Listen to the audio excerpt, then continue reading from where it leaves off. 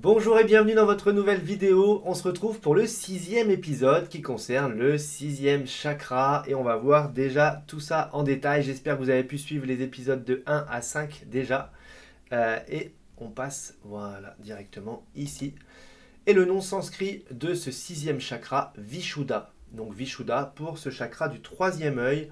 La signification c'est le commandement.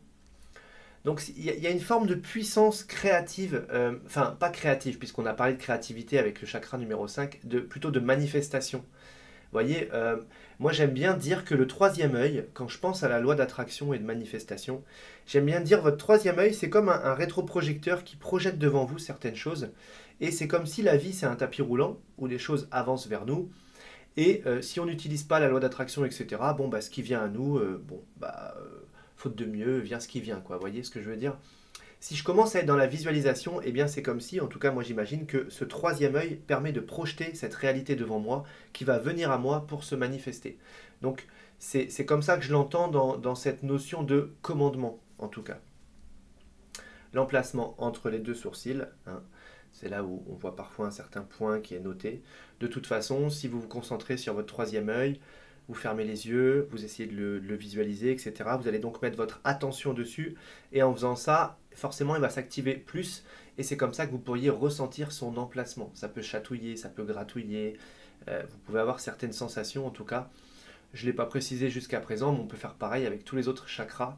Dès que vous pensez à sa couleur, son nom, sa vibration, son emplacement et que vous mettez votre attention dessus, puisque l'énergie suit la pensée, là où vous mettez votre pensée, eh bien l'énergie va s'activer un petit peu plus en tout cas. L'élément c'est la lumière. C'est la lumière et c'est tout, c'est logique quand on va voir à quelle glande c'est associé finalement, qui est au niveau du cerveau et qui a tout son rôle dans les cycles jour-nuit en fonction de la luminosité extérieure. Fonction psychologique, l'intuition. Donc l'intuition se développe à travers ce troisième œil.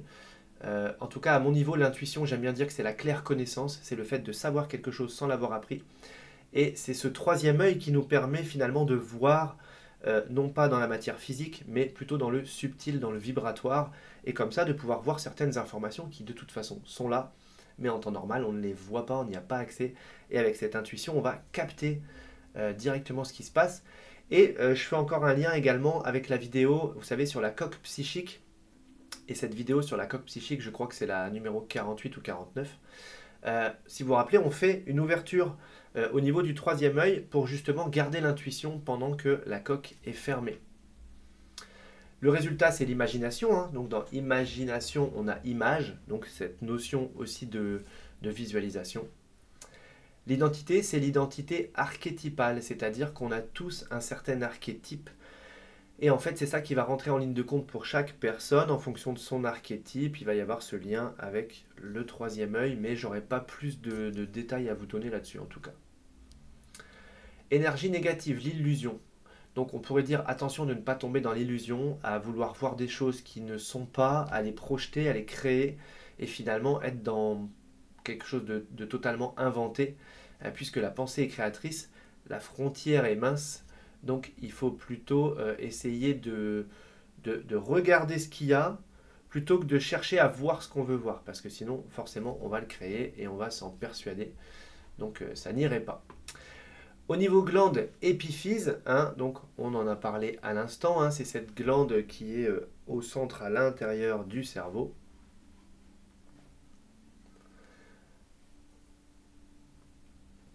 Alors on a un tout petit délai sur la présentation, voilà. Trouble physique, trouble de la vision, maux de tête, cauchemar. Donc bon bah là encore une fois c'est assez logique, hein. La tête, c'est logique. La vision, bah, troisième œil. Cauchemar, bah, le cauchemar, on a le monde de l'imaginaire, on a justement cette notion de voir des choses, on va pas dire dans les rêves, mais dans la nuit, lors des cauchemars plutôt, hein, parce que si c'est un rêve, c'est encore autre chose. Couleur, c'est ce bleu indigo. Euh, Ouais, je me disais aussi que, bon, c'est une petite parenthèse, mais pour la cinquième et sixième chakra, le t-shirt était plutôt raccord sur la couleur, mais c'est du hasard. Le but, c'était pas d'accorder les t-shirts forcément, mais voilà, c'est tombé comme ça.